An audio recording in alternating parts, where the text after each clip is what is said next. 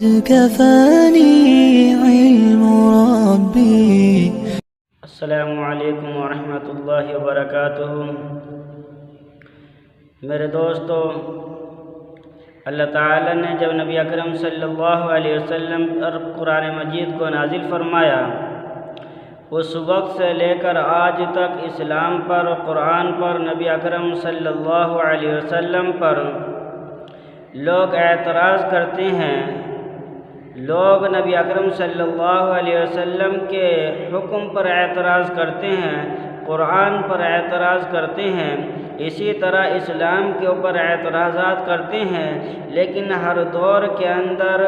ہر فتنے کو دبانے کے لیے، ہر فساد کو دبانے کے لیے اس وقت کے جو علماء اکرام ہوتے ہیں، اس وقت کے جو قرآن کے رہبر، اسلام کے رہبر ہوتے ہیں، قرآن کے گائیڈ ہوتے ہیں، وہ اس طرح رہنمائی کرتے ہیں کہ وہ فتنہ فساد ختم ہو جاتا ہے۔ میرے دوستو، آج بھی اسی طرح وسیم رضوی نے اپنی زبان کھولی، اور اپنی زبان کھولنے کے بعد قرآن پر اس نے حملہ کیا، قرآن کو چیلنج کیا، اور اس نے یہ دعویٰ کیا کہ قرآن کے اندر سے 26 آیتیں ہٹائی جائیں جو دہشت گردی کی تعلیم دیتی ہیں۔ اس نے سپریم کورٹ کے اندر یاچکا داخل کی ہے اور اس کے اندر 26 آیتیں قرآن سے ہٹانے کا دعویٰ کیا،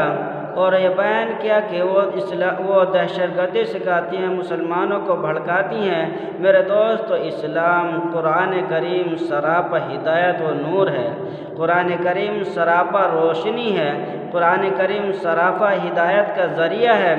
یہ ہمارے دلوں کے اندر محفوظ ہے، ہم نے اپنی دلوں میں اس کو محفوظ رکھا، ہمارے بچے اس کو پڑھتے ہیں۔ دنیا کے اندر کتنی ہی سازشیں کی جائیں، کتنی ہی تدبیریں بنائی جائیں، کتنے ہی پروپیگنڈے کیے جائیں، لیکن کوئی بھی شخص قرآن کو ہمارے سینے سے نہیں نکال سکتا۔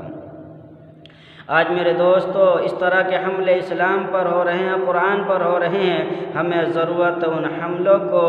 برداشت کرنے کی، ہمیں ضرورت ہے اپنے سینے میں کلام پاک کو جمع کرنے کی، ہمیں ضرورت ہے اسلام کے اوپر مواد کو تیار کرنے کی، ہمیں ضرورت ہے اسلام کے خلاف بولنے والے جو بھی حضرات ہیں، اسلام کے خلاف جتنی بھی زبانیں چلنے والی ہیں، قرآن کے خلاف جتنی بھی آنکھیں اٹھتی ہیں، قرآن کے خلاف جتنے بھی قلم اٹھتے ہیں، ان سب کی تیاری کرنا، اور وہ آنکھ جو اسلام کے خلاف اٹھے، وہ آنکھ جو قرآن کے خلاف اٹھے، وہ آنکھ جو نبی اکرم صلی اللہ علیہ وسلم کے خلاف اٹھے، اس کا مقابلہ کرنے تاکہ وہ آنکھ نیچے رہ جائے، دب جائے۔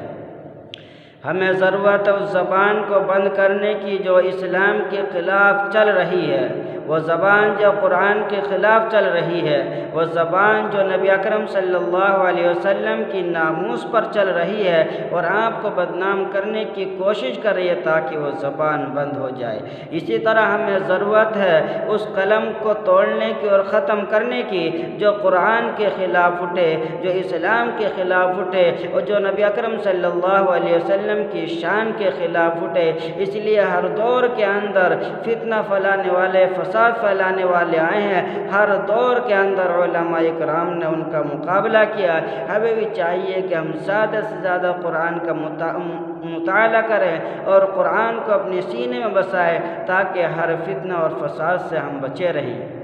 اللہ تعالی ہم سب کو قرآن کی قدر کرنے کی توفیق مرحمت فرمائے، آمین۔